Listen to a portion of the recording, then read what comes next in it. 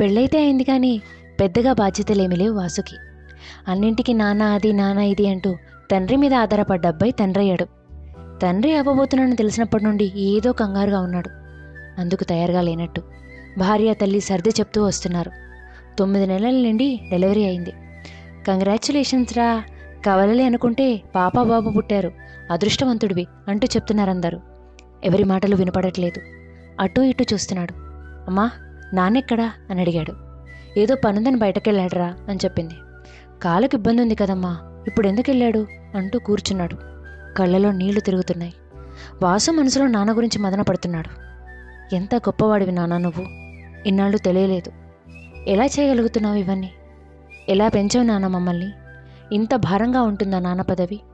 ఎలా మోసావు ఈ భారాన్ని? నేను పుట్టగానే మధ్యాహ్నానికి డ్యూటీలు దిగిపోయావంట అమ్మ చెప్పేది.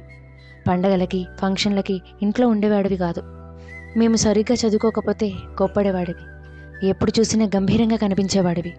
అప్పుడు అర్థమయ్యేది కాదు నాన్న, మా ఆనందాల కోసం నీ ఆనందాల్ని త్యాగం చేశావని. చదువు కోసం కోప్పడితే అప్పుడు తెలియదు నాన్న, అది మా భవిష్యత్తు కోసం నీ తపన అని. నీ గంభీరం ఈ ఇంటి గౌరవం అని అప్పుడు తెలీదు. ఒక వయసు వచ్చాక నేను ఏ పని చేసినా నిన్ను చూసి నీతో మాట్లాడితే కానీ నా మనసు కుదుట పడేది కాదు.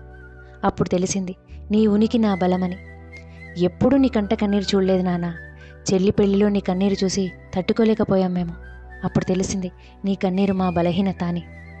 నీ వాలిపోయిన భుజాలు చెప్తున్నాయి కుటుంబ భవిష్యత్తు ఎంత భారమో. నీ నడవలేని కాళ్ళు చెప్తున్నాయి ఈ కుటుంబాన్ని నిలబెట్టడానికి నువ్వెంత గట్టిగా నిలబడ్డావో. నాన్న, నీకు ఆకలేదా? అలసట ఉండదా? ఏడుపు రాదా? అసలు కోరికలుండవా? ఇంకా కూడా ఎలా చేయగలుగుతున్నావు నాన్న ఇదంతా? ఇంత సహనం ఎక్కడిది? ఎంత చేస్తున్నా కూడా ఎందుకో తండ్రి పాత్రకి దక్కాల్సిన గౌరవం దక్కలేదు. అయినా కూడా ఇవేవి మనసులో పెట్టుకోవు నువ్వు. నాన్నవి కదా మరి. గొప్పతనం అంటే ఇదేనేమో. నీ రుణం ఎప్పుడూ తీర్చుకోలేను నాన్న. నీకు శతకోటి వందనాలు. నువ్వు నా ధైర్యం నాన్న అని అలా మనసులో అనుకుంటుండగా పక్కన వచ్చి కూర్చున్నాడు వాసు వాళ్ళ నాన్న. ఏంట్రా ఇంత మంచి సమయంలో ఇలా ఉన్నావు అన్నాడు. వచ్చావా నాన్న, నీకోసమే చూస్తున్నా. ఏంట్రా ఏం ఆలోచిస్తున్నావు? తండ్రివి అయ్యావన్న ఆనందం కన్నా బెంగ ఎక్కువగా కనిపిస్తుంది. ఎక్కువగా ఆలోచించకరా, నాకు అర్థమవుతుంది. ఏం మనసులో పెట్టుకోకు. ఈ సందర్భం మళ్ళీ రాదు. తండ్రి అవ్వడం అనేది ఒక వరం.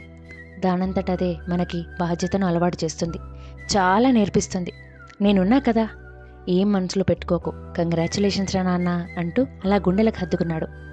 ఇది కదా కావాల్సింది అన్నట్టు వాసుకి ఒక్కసారిగా ఇన్నాళ్ల నుండి దాచుకున్న భారమంతా దిగిపోయినట్టు అనిపించింది. మనసు కుదుట పడింది. థ్యాంక్ యూ నాన్న అన్నాడు. ఇదే కదా, బిడ్డ ఏ వయసులో ఉన్నా, ఎంత పెరిగినా, ఎంత సంపాదిస్తున్నా బాధ్యత ఆగని పాత్ర నాన్నది. ఏమంటారు? ఇట్లు మీ ప్రసన్న.